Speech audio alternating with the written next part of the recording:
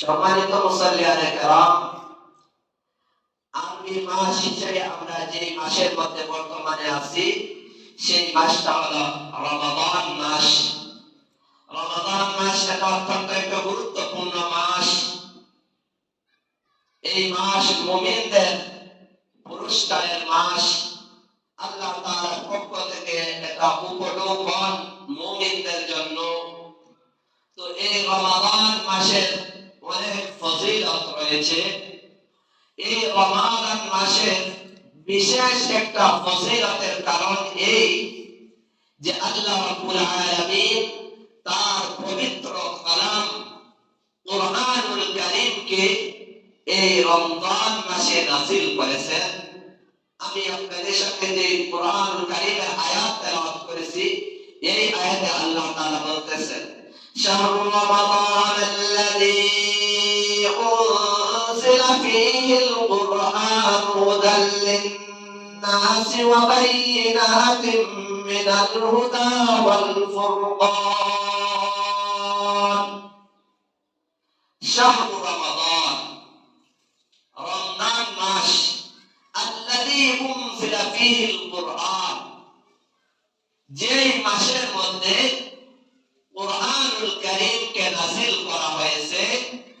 এই কুরআনুল কারীম আল্লাহ তাআলা কেন নাযিল করেছেন? হুদাল লিন-নাস, যাতে করে এই কুরআন মানুষকে হেদায়েত করতে পারে, যাতে করে এই কুরআন মানুষকে সঠিক পথ প্রদর্শন করতে পারে। যে পথে গেলে মুমিন বান্দারা সফল কাম হবে, ওই হেদায়েতের পথ সিরাতে মুস্তাকিম সঠিক পথ যাতে ওই কুরআন প্রদর্শন করতে পারে। এই কারণে আল্লাহ রাব্বুল আলামিন এই রমজান মাসে পবিত্র কুরআনকে নাযিল করেছেন। ওয়া বাইয়িনাতিন মিনাল হুদা ওয়াল ফুরকান, হেদায়েত এবং ফুরকান, সত্য মিথ্যার মধ্যে পার্থক্যকারী, এটা যাতে করে কুরআনুল কারীম বর্ণনা করে দিতে পারে। কোন রাস্তার মধ্যে মানুষের জন্য সফলতা হয়েছে, কোন রাস্তায় চললে মানুষ সফলতা অর্জন করবে, কোন রাস্তায় চললে মানুষ দুনিয়া এবং আখিরাতের চিরস্থায়ী সফলতা অর্জন করতে পারবে, এই রাস্তা পবিত্র কুরআন বলে দিয়েছে। এবং কোন রাস্তায় চললে মানুষ পথভ্রষ্ট হবে, কোন রাস্তায় চললে মানুষের জীবন ধ্বংস হবে, কুরআনুল কারীম এই উভয় রাস্তা মানুষের মধ্যে পার্থক্য করে দিয়েছে। তো এই পবিত্র কুরআনুল কারীম যেহেতু এটা আল্লাহ তাআলার কালাম, আল্লাহ তাআলার বাণী, তো পবিত্র কুরআনুল কারীমের মর্যাদা কেমন? আল্লাহ রাসূল সাল্লাল্লাহু আলাইহি ওয়াসাল্লাম হাদিসে বলেন, সমস্ত পৃথিবী সমস্ত মাখলুকাতের উপর যেমন ভাবে আল্লাহ তাআলার শ্রেষ্ঠত্ব, আল্লাহ তাআলার মর্যাদার মতো কোন মাখলুক হতে পারে না, কোন সৃষ্টি হতে পারে না, ঠিক তদ্রূপভাবে কুরআনুল কারীমের মর্যাদা হলো সমস্ত সৃষ্টির উপরে। আল্লাহ তাআলা যেমন দামি, ঠিক তদ্রূপভাবে তার পবিত্র কুরআনুল কারীম এই কালামও দামি। এই দামি জিনিস, যে জিনিসের সাথে সম্পর্ক হবে, ওই জিনিসটাও দামি হয়ে যাবে।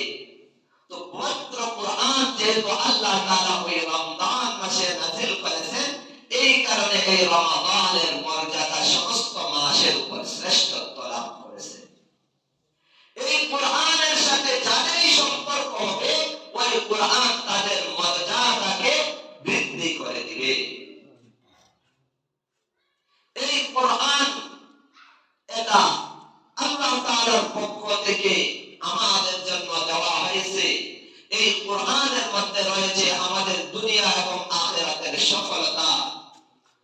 এই কুরআন যতদিন আমরা ধরে রাখবো, ততদিন পর্যন্ত আমরা পথভ্রষ্ট হবে না। আল্লাহ রাসূল সাল্লাল্লাহু আলাইহি ওয়াসাল্লাম বিদায় হজের ভাষণে বলে গেছেন, তারাকতু ফীকুম আমরাইন লান তাদিল্লু মা তামাসসাকতুম বিহিমা কিতাবাল্লাহি ওয়া সুন্নাত রাসূলি।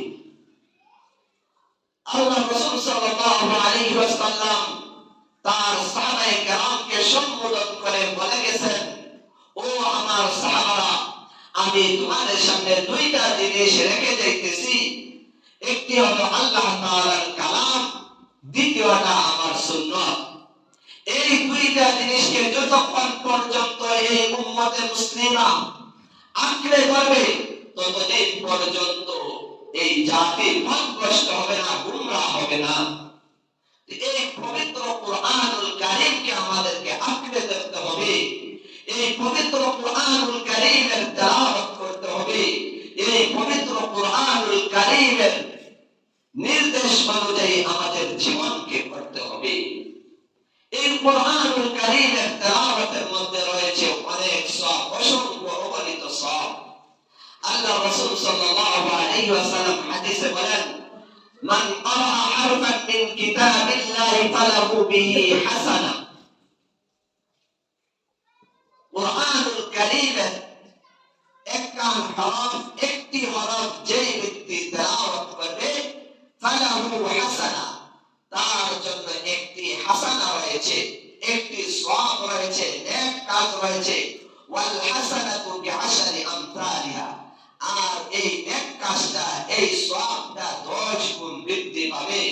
আল্লাহ রাসূল বলেন, লা আকুলু আলিফ লাম মিম, আলিফ লাম মিম এই তিনটা বলে আমি একটি হরফ বলি নাই, বরং আল্লাহ রাসূল বলেন আলিফুন হারফুন, লামুন হারফুন ওয়া মিমুন হারফুন। অর্থাৎ আলিফ লাম মিম এই শব্দটা যে উচ্চারণ করবে, এই শব্দের মধ্যে তিনটা হরফ রয়েছে, এই তিনটা হরফ পড়ার বিনিময়ে সে 30টা সওয়াব লাভ করবে। আর এই রমজান মাস যেহেতু 170 গুণ, তাহলে একটি হরফ 700 নেকি, একটা হরফে, দুইটা হরফে 1400 নেকি, তিনটি হরফ উচ্চারণ করার কারণে আমাদের আমল নামায় 2100 সওয়াব দেওয়া হবে। সুবহানাল্লাহ। তো এই কুরআনকে যারাই আঁকড়ে ধরবে তাদের সম্মান আল্লাহ তাআলার কাছে বৃদ্ধি পাবে। সরওয়ার কায়নাত জনাব মুহাম্মদ সাল্লাল্লাহু আলাইহি ওয়াসাল্লামকে শ্রেষ্ঠ নবী করা হয়েছে এই কারণে যে এই নবীর উপর কুরআন নাযিল করা হয়েছে। এই কুরআন যার সাথে সম্পর্ক হয়েছে, এই কুরআন জিবরিল আলাইহিস সালামের মাধ্যমে আল্লাহ তাআলা নাযিল করেছেন। আল্লাহ তাআলা পবিত্র কারিমে বলতেছেন, নাযালা বিহির রূহুল আমিন।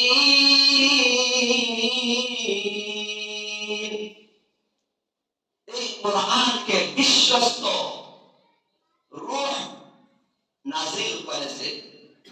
অর্থাৎ জিবরিল আলাইহিস সালাম এই কুরআনকে নাযিল করার মাধ্যমে নাযিল হওয়ার কারণে, যেহেতু জিবরিল আলাইহিস সালাম লৌহে মাহফুজ থেকে আল্লাহ রাসূল সাল্লাল্লাহু আলাইহি ওয়াসাল্লামের নিকট এই বাণী নিয়ে আসতেন, এই কারণে আল্লাহ রাব্বুল আলামিন জিবরিল আলাইহিস সালামের সম্মান বৃদ্ধি করে সমস্ত ফেরেশতাদের উপর জিবরিল আলাইহিস সালামকে শ্রেষ্ঠত্ব দান করলেন।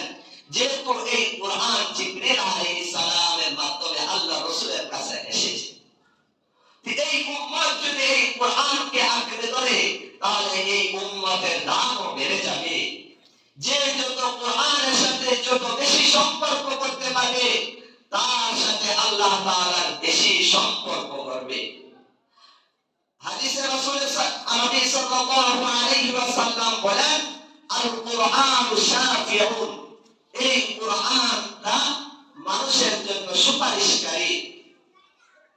এই কুরআনকে যে আঁকড়ে ধরবে, ওই কুরআন তাকে আগে বেড়ে দিবে, আর ওই কুরআনকে যে পরিত্যক্ত করবে, ওই কুরআনকে যে ছেড়ে দিবে, কুরআনুল কারীম ওই মানুষকে ছেড়ে দিবে, অর্থাৎ তার জীবন বরবাদ করে দিবে, তাকে জাহান্নামী করে দিবে। ওই কুরআন যার ব্যাপারে আল্লাহ তাআলার কাছে সুপারিশ করবে, আল্লাহ তাআলা ওই কুরআনের সুপারিশ গ্রহণ করবেন। হাশরের ময়দানে যখন আল্লাহ রাব্বুল আলামিন পবিত্র কুরআনুল কারীম কে জিজ্ঞাসা লৌহে মাহফুজ কে আল্লাহ রাব্বুল আলামিন জিজ্ঞাসা করবেন, ও লৌহে মাহফুজ, আমার কালাম যে কুরআন আমি তোমার কাছে সংরক্ষিত রেখেছিলাম, ওই কালাম আজ আমার কাছে ফেরত দিয়ে দেও, তবে লৌহে মাহফুজ বলবে ওই কোরআন তো আমার কাছে নাই, ওই কোরআন তো জিবরিল আলাইহিস সালাম আমার কাছ থেকে নিয়ে তোমার প্রিয় হাবিব সাল্লাল্লাহু আলাইহি ওয়াসাল্লামের উপর অবতরণ করেছে, নাযিল করেছে। এটাই আল্লাহ তাআলা বলেছেন নাযালা বিহির রূহুল আমিন আলা কলবিকা লিতাকুনা মিনাল মুনজিরিন। আল্লাহ রাব্বুল আলামিন বলেন ওই পবিত্র কুরআনুল কারীমকে হযরত জিবরিল আলাইহিস সালাম অবতরণ করেছেন আল্লাহ তাআলার হুকুমে, আলা কলবিকা লিতাকুনা মিনাল মুনজিরিন। আল্লাহ তাআলা তার রাসূল আরবি সাল্লাল্লাহু আলাইহি ওয়াসাল্লামকে বলতেছেন, ও আমার হাবিব জিবরিল আলাইহিস সালাম আপনার মক্কের মধ্যে, আপনার অন্তরের মধ্যে ওই কোরআনকে নাযিল করেছে লিতাকুনা মিনাল মুনজিরিন। হে রাসূল আপনি যাতে করে মানুষের জন্য ভীতি প্রদর্শনকারী হতে পারেন, যাতে করে মানুষকে আপনি সতর্ক করতে পারেন। যে সমস্ত মানুষ আমার ওই কোরআনকে আঁকড়ে ধরবে, আমার কোরআনের বিধান অনুযায়ী চলবে, তাদেরকে আমি রব্বুল আলামিন পবিত্র জান্নাত আমি তাদেরকে দান করব। ওই কোরআন আল্লাহ রব্বুল আলামিন কোন ভাষায় নাযিল করেছেন? বিলিসানিন আরাবিয়্যিন মুবিন। ওই কোরআনকে আল্লাহ রাব্বুল আলামিন সুস্পষ্ট আরবি ভাষায় নাযিল করেছেন। যেহেতু জান্নাতের ভাষা হবে আরবি, আল্লাহ রাসূল সাল্লাল্লাহু আলাইহি ওয়াসাল্লামের ভাষা ছিল আরবি, আকাশের উত্তর জগতের ভাষা হবে আরবি। এই কারণে আল্লাহ রাব্বুল আলামিন তার পবিত্র কালামকে আরবি ভাষায় নাযিল করেছেন। পৃথিবীর এমন কোন কিতাব নেই, এমন কোন গ্রন্থ নাই যে গ্রন্থ তেলাওয়াত করার কারণে সওয়াব হবে। একমাত্র পবিত্র কুরআনুল কারীমকে তেলাওয়াত করে, এই তেলাওয়াতের মধ্যে রয়েছে মানুষের হেদায়েত, এই তেলাওয়াতের মধ্যে রয়েছে মানুষের জন্য দুনিয়া ও আখিরাতের সফলতা। এই কারণে এই কোরআন যেহেতু পবিত্র রমাদান মাসে নাযিল হয়েছে, এই রমাদান মাসের হক, এই কোরআনের হক হলো এই রমজান মাসে বেশি বেশি এই কুরআনুল কারীমকে তেলাওয়াত করা।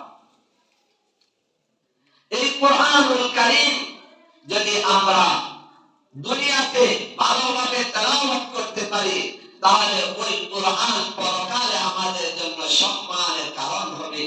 রাসূল আরবি সাল্লাল্লাহু আলাইহি ওয়াসাল্লাম হাদিসে বলেন, ইউকালু লিসাহিবিল কুরআন, যে কুরআন ওয়ালাদেরকে বলা হবে পরকালে, বলা হবে ইকরা, তোমরা পাঠ করো, ওয়ারতাকি, এবং তোমরা উপরে উঠো, ওয়ারাত্তিল কামা কুনতা তুরাত্তিলু ফিদ দুনিয়া, দুনিয়াতে যেভাবে তোমরা কুরআনুল কারীম তেলাওয়াত করতে, আজ তোমরা এই কুরআনুল কারীমকে তেলাওয়াত করো। ফাইন্না মানসিলাকা ইনদা আখিরি আয়াতিন তাকরাউহা, যেই জায়গার মধ্যে তোমাদের কুরআনুল কারীমের আয়াত পড়ে শেষ হবে, সেই জায়গায় তোমাদের অবস্থান হবে। তাহলে যাদের কোরআনের সাথে যত বেশি সম্পর্ক হবে, জান্নাতে তাদের মর্যাদা তত বেশি হবে। এই কারণে এই কোরআনকে পড়তে হবে, তেলাওয়াত করতে হবে, কুরআনুল কারীমের তেলাওয়াত শিখতে হবে, কুরআনুল কারীমের আয়াতের উপর আমল করতে হবে। যদি আমি নিজে আমার তেলাওয়াত না করতে পারি, তাহলে চেষ্টা করব অন্তত পক্ষে যে পড়তে পারে তার কাছ থেকে শ্রবণ করব। যারা ওই পবিত্র কুরআনুল কারীমের দাওয়াত বাহক, যারা যাদের সিনার মধ্যে এই পবিত্র কুরআনুল কারীমকে রাখে, ওই সমস্ত লোকদেরকে সম্মান করব, ওই সমস্ত লোকের সাথে সম্পর্ক রাখবো, তাদেরকে মহব্বত করব। তাহলে কুরআন ওয়ালা হওয়া যাবে। এছাড়া এই কুরআনকে যদি আমরা ছেড়ে দেই, তাহলে আমাদের জন্য দুনিয়া এবং আখিরাতে আমাদের জন্য হতভাগা ছাড়া আর কিছুই নাই। এই কারণে মানুষের সফলতা তো এটাই, যেই সমস্ত মানুষ জাহান্নাম থেকে মুক্তি পাবে তাই সফলতা। আজ দুনিয়ায় আমরা যারা বিল্ডিং করতে পারে তারাই আমরা মনে করি সফলতা অর্জন করেছে, যারা গাড়ি করতে পারে আমরা মনে করি তারাই সফলতা অর্জন করতে পেরেছে, যারা লাখ 2 লাখ টাকা মাসে অর্জন করে আমরা মনে করি তারাই সফলতা অর্জন করেছে, যারা দুনিয়ার নেতৃত্ব অর্জন করেছে আমরা মনে করি তারাই সফলতা অর্জন করেছে, যারা প্রেসিডেন্ট হইতে পারেছে তারাই আজকে সফলতা অর্জন করতে পেরেছে। কিন্তু আল্লাহ তাআলা কোরআনে কারিমে বলেন ফামান যুহজিহা আনিন নার ওয়া উদখিলাল জান্নাতা ফাকাদ ফাজ, যে ব্যক্তি জাহান্নাম থেকে মুক্তি পেল এবং জান্নাতের মধ্যে প্রবেশ করলো সেই তো সবচেয়ে বড় সফল। আমি দুনিয়ার সব কিছু অর্জন করলাম কিন্তু আল্লাহ তাআলাকে পাইলাম না, তাহলে আমি কিছুই পাইলাম না, আর দুনিয়ার কোনো কিছুই পাই নাই, কিন্তু আমি আমার রব্বে কারীমকে পেয়ে গেলাম, তাহলে আমি দুনিয়া আখিরাত সব কিছু পেয়ে গেলাম। এই কারণে এই কোরআনকে গুরুত্ব দিতে হবে, কোরআনের শিক্ষা অর্জন করতে হবে, কোরআনের উপর আমল করতে হবে। যদি পরকালে আমরা সফলতা চাই তাহলে এই দুনিয়াতে এই কোরআনকে আঁকড়ে ধরতে হবে। মৃত্যুর আগ পর্যন্ত কোরআনের প্রত্যেকটা বিধি বিধান, কোরআনের তাফসীর হলো আল্লাহ রাসূল সাল্লাল্লাহু আলাইহি ওয়াসাল্লামের হাদিস। আল্লাহ রাসূল সাল্লাল্লাহু আলাইহি ওয়াসাল্লাম বলে গেছেন কোরআন এবং আল্লাহ রাসূলের হাদিসকে অনুসরণ করতে হবে, সুন্নাতকে অনুসরণ করতে হবে। ওই দুইটা জিনিস যদি আমি অনুসরণ করি তাহলে আমি সফল। কারণ পরকালে ওই দুনিয়া আমরা যাদেরকে সফল ব্যক্তি মনে করি ওইগুলা পরকালে কোনো সফলতা কোনো গ্রহণযোগ্য হবে না। দুনিয়াতে আমি যদি বলি অমুকে অমুক দেশে আমি রাষ্ট্রপ্রধান ছিলাম, অমুকের ছেলে ছিলাম, অমুকের স্ত্রী ছিলাম, অমুক নবীর স্ত্রী ছিলাম, অমুক নবীর সন্তান ছিলাম, অমুক নবীর বাবা ছিলাম, পরকালে কোনো কিছু গ্রহণ করা হবে না। যদি বলে আমি কোরআন কারীম কোরআন ওয়ালা ছিলাম, আমি কোরআন দ্বারা ছিলাম, কোরআনকে আমি অর্জন করেছি, আমি কোরআন শিক্ষা দিয়েছি, আমার সন্তানকে কোরআন শিক্ষা দিয়েছি, তাহলে তাদের সফলতা হয়েছে। এই কারণে আল্লাহ রাব্বুল আলামিন যারা তাদের সন্তানকে কোরআন হাফেজ বানাবে, আলেম বানাবে, পরকালে আল্লাহ রাব্বুল আলামিন কঠিন মুহূর্তে তাদের বাবা অর্থাৎ তাদের গার্জিয়ানদেরকে আল্লাহ রাব্বুল আলামিন নূরের মুকুট পরাবেন। তো আমরা যারা নিজেরা পড়তে পারি নাই আমরা চেষ্টা করব অন্ততপক্ষে আমরা আমাদের সন্তানদেরকে কোরআন হাফেজ, কোরআনের ইলম ওয়ালা, কোরআন হাদিসের ইলম ওয়ালা বানাবো। তাহলে আমাদের জন্য দুনিয়াতেও সফলতা রয়েছে, আখিরাতেও সফলতা রয়েছে। এই কারণে যদি আমরা পরকালে এই কঠিন মুহূর্তে আল্লাহ তাআলার দরবারে মুক্তি পাইতে চাই তাহলে প্রত্যেকে এই কোরআনকে আঁকড়ে ধরতে হবে। কারণ এই কোরআনকে যারাই আঁকড়ে ধরেছে তারা দুনিয়াতে সফলতা অর্জন করেছে, তারা আখিরাতেও সফলতা অর্জন করবে। এই কারণে প্রত্যেক মানুষের উচিত হলো অন্ততপক্ষে প্রতি বছরে এক খতম কোরআনুল কারীম পড়া। কারণ এই কোরআন যদি আমি তেলাওয়াত না করি, কোরআনের সাথে যদি আমি সম্পর্ক না করতে পারি তাহলে আমি এই শ্রেষ্ঠ নবীর উম্মত কিভাবে আমি দাবি করব? কারণ যে কালাম আল্লাহ তাআলা আমাদের রাসূলের উপর নাযিল করেছেন, যে কালামের কারণে আমাদের মর্যাদা দিয়েছেন, ওই কালামকে যদি আমি তেলাওয়াত না করতে পারি, এটার সাথে যদি আমি সম্পর্ক না রাখি তাহলে আমরা আমাদের যে শ্রেষ্ঠত্ব এটা কিভাবে আমরা জাহির করব? এই কারণে আমাদের প্রত্যেকের উচিত যদি না পারি, পবিত্র রমজান মাস তো সময় আছে, একটু সময় দিয়ে যেভাবে পারি আমি কোরআনুল কারীমের তেলাওয়াতটা শিখি। এর তেলাওয়াতের মধ্যে মানুষের জন্য ফায়দা রয়েছে, মানুষের হেদায়েত রয়েছে। যারা পড়তে পারি না অন্তত পক্ষে কোরআনুল কারীমটা বের করে তাকাইতে পারি। দেওবন্দের ঘটনা এমন আছে যে এক ব্যক্তি কোরআনুল কারীম তেলাওয়াত করতে পারতো না, কিন্তু কোরআনুল কারীমের পৃষ্ঠা উল্টিয়ে সে প্রত্যেক লাইনে লাইনে বলতো ইহা সচ্চ হ্যায়, ইহা সচ্চ হ্যায়, অর্থাৎ ইহা সত্য, ইহা সত্য। এই কথা বলতে বলতে বলতে বলতে সে পৃষ্ঠা উল্টাইতো আর এভাবেই বলতে থাকতো। তো দেখা গেছে পরবর্তীতে ওই লোক মারা যাওয়ার পর কবর থেকে ঘ্রাণ বের হয়েছে। এরপরে খোঁজ খবর নিয়ে তার পরিবারকে জিজ্ঞাসা করা হলো ওই লোকটা দুনিয়াতে এমন কি আমল করতো যার কারণে তার কবর থেকে আজ সুঘ্রাণ বের হইতেছে। তো তার মেয়ে বলল, আমার বাবার কোনো আমল ছিল না, তবে আমার বাবাকে দেখতাম এই কাঠের উপরে একটা কিতাব দেখা যায়, প্রতিদিন ওই কিতাবটা বের করতো, বের করার পর নাকে মুখে চুমু দিত এবং ইয়া পৃষ্ঠা উল্টাতো আর আঙ্গুল দিয়ে প্রতিটা লাইন আটাইতো আর বলতো ইহা সত্য বলেছেন, ইহা সত্য বলেছেন। তো এর বিনিময়ে আল্লাহ রাব্বুল আলামিন তার কবরের মধ্যে তার এর প্রতিপন তার যে সওয়াব যা বিনিময় আল্লাহ তার কবরের মধ্যে দেখাইছেন, আল্লাহ তাআলা তার কবর থেকে ঘ্রাণ বের করেছেন। এই কারণে আমাদেরও আমরা যারা পড়তে পারি না অন্ততপক্ষে তো কোরআনটা সামনে নিয়ে ধরতে পারি, দুই চক্ষুর পানি বের করে আল্লাহ তাআলার কাছে অনুনয় বিনয় করতে পারি, আল্লাহ তোমার কালাম দিয়েছো কিন্তু আমি পড়তে পারি না। তো আল্লাহ তাআলার কাছে যদি আমার দুইটা চক্ষুর পানি যদি পড়ে আর যদি করতে পারি, এটাই তো আমার নাজাতের উসিলা হইতে পারে। এই কারণে প্রত্যেকেই চেষ্টা করবেন দিনের অন্তত পক্ষে একটা সময় এই কুরআনুল কারীমকে দিবেন। কুরআনুল কারীমকে তেলাওয়াত যদি নাও করতে পারেন, যারা তেলাওয়াত করতে পারে তাদের পাশে বসেন, কুরআন শুনেন, কুরআনের প্রতি দরদ আনেন, অন্তরে আল্লাহ তাআলার কাছে ক্ষমা চান, আল্লাহ তুমি যে কালাম দিয়েছো এই কালাম পড়তে পারি না।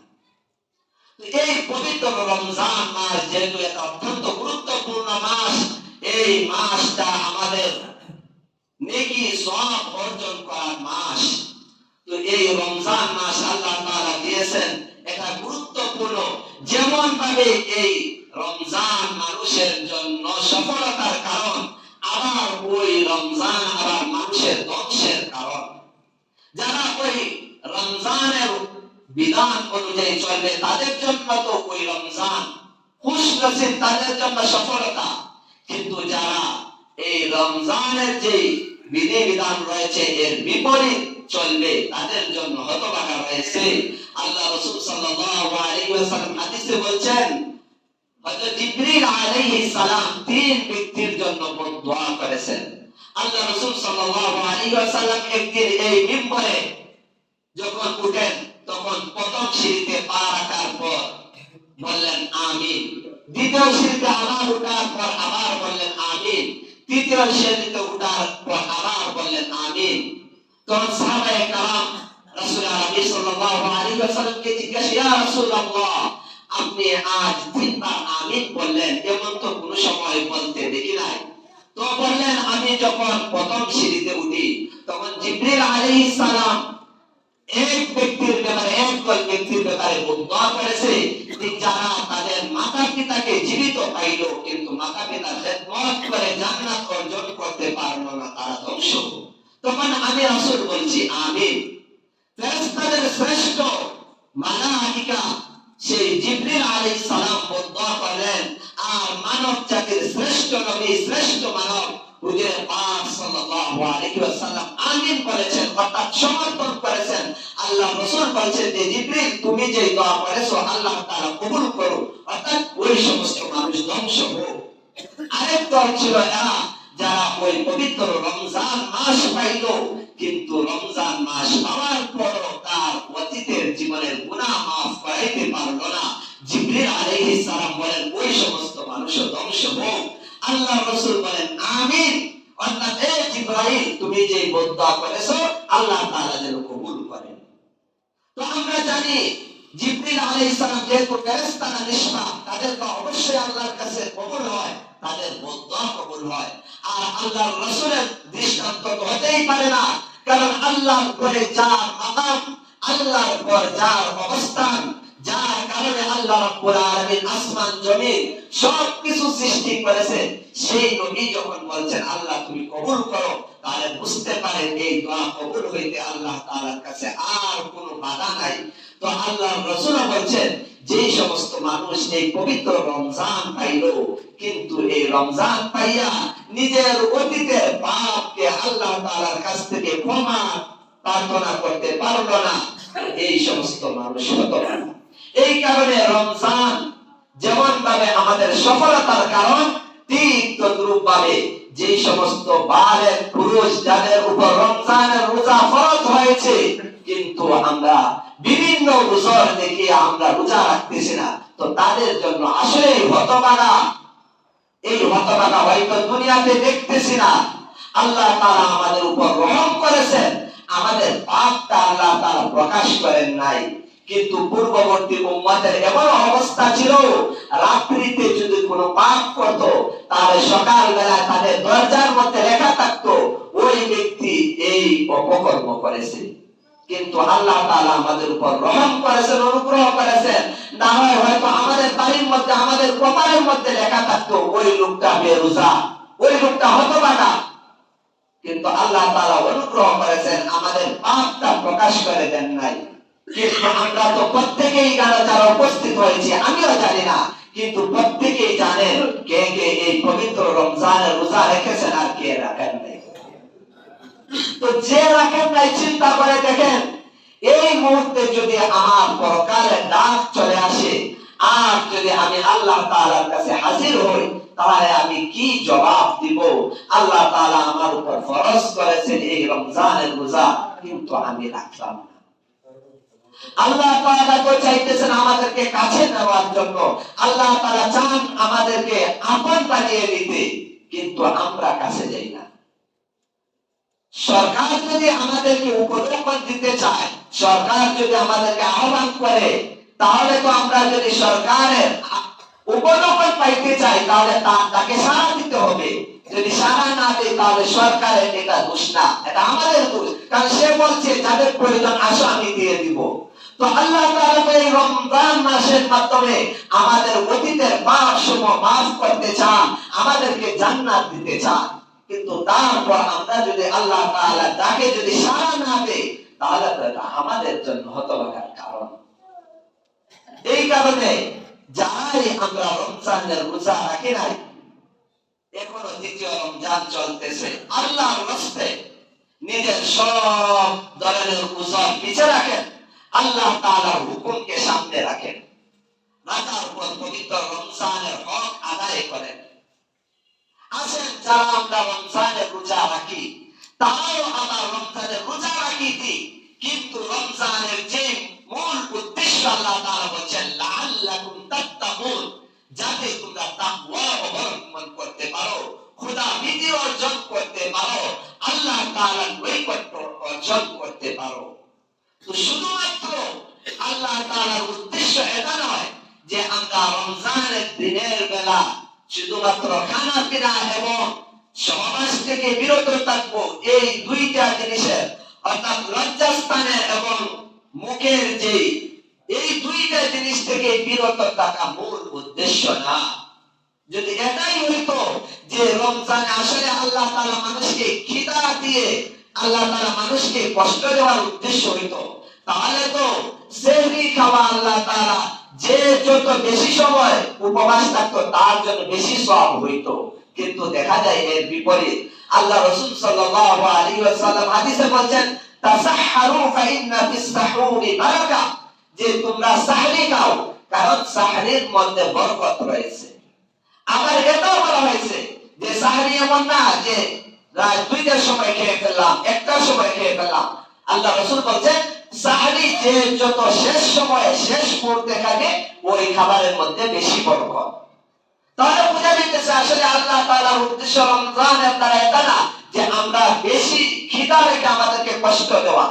তাহলে বলতেন যে যে যদি 2 দিন রোজা রাখতে পারো তার বেশি সওয়াব হবে, যে ইফতারিটা দেরি বিলম্ব করবে তার জন্য বেশি সওয়াব হবে। কিন্তু দেখা যায় হাদিসের মধ্যে বিপরীত। আল্লাহ রাসূল বলেন যখনই ইফতারের সময় হয়ে যায় সঙ্গে সঙ্গে তোমরা ইফতার করে নাও। তাহলে আল্লাহ তাআলার উদ্দেশ্য হলো তার হুকুমকে বাস্তবায়ন করা এবং মানুষকে যে মানুষ তার প্রকৃতির অনুসরণ করে নাকি আল্লাহ তাআলার হুকুমের অনুসরণ করে, ওইটা যাচাইয়ের জন্য আল্লাহ তাআলা ওই সমস্ত বিধিবিধান দিয়েছেন। তো আল্লাহ তাআলা যেন আমাদেরকে এই পবিত্র রমজানের যে সমস্ত কারণে আমাদের রমজানের মধ্যে ত্রুটি হয় ওই সমস্ত বিষয়, বিশেষ করে আল্লাহ রাসূল বলেন আসসিয়ামু জুন্নাতুন মা লাম ইয়াখরিবহা, যে রোজা হলো ডাল, যতক্ষণ না ওই রোজাকে ফেলে ফেলা হয়। যেমন ভাবে ডাল দ্বারা আমরা আত্মরক্ষা করি, ঠিক তদ্রুপ ভাবে মুমিন বান্দা ওই রোজার দ্বারা সে জাহান্নাম থেকে আত্মরক্ষা করে। তো ডাল যেভাবে ফেলে ফেললে ওই ডাল দ্বারা শত্রুর আক্রমণ থেকে হেফাজত থাকা যায় না, ঠিক তদ্রুপ ভাবে রোজাটা আমরা রাখার পরও যদি আমরা মিথ্যা কথা বলি, পরের সমালোচনা করি, হারাম বক্ষণ করি, সুদ গ্রহণ করি, ঘুষ গ্রহণ করি, ওই সমস্ত মানুষের সাথে ঝগড়া যাতে করি, অর্থাৎ ওই সমস্ত অপরাধমূলক কাজে লিপ্ত হই, তাহলে ওই রমজানের দ্বারা আমার যে মূল উদ্দেশ্য এটা অর্জন হবে না। এই কারণে আমরা রমজানের রোজা রাখার সাথে সাথে আল্লাহ তাআলার প্রত্যেকটা হুকুম, যেই সমস্ত বিধিবিধান পালন করার আদেশ করেছেন, ওই সমস্ত বিধিবিধানগুলো পালন করা, এবং যে সমস্ত বিধান দিয়েছেন, নিষেধ করেছেন, ওই সমস্ত নিষেধ থেকে বিরত থাকা। আল্লাহ তাআলা আমাদের প্রত্যেককে পবিত্র রমজানের পরিপূর্ণ মর্যাদা দেওয়া এবং ফজিলত অর্জন করার তৌফিক দান করুন। আমিন। ওয়া আখিরু দাওয়ানা আলহামদুলিল্লাহি রাব্বিল আলামিন।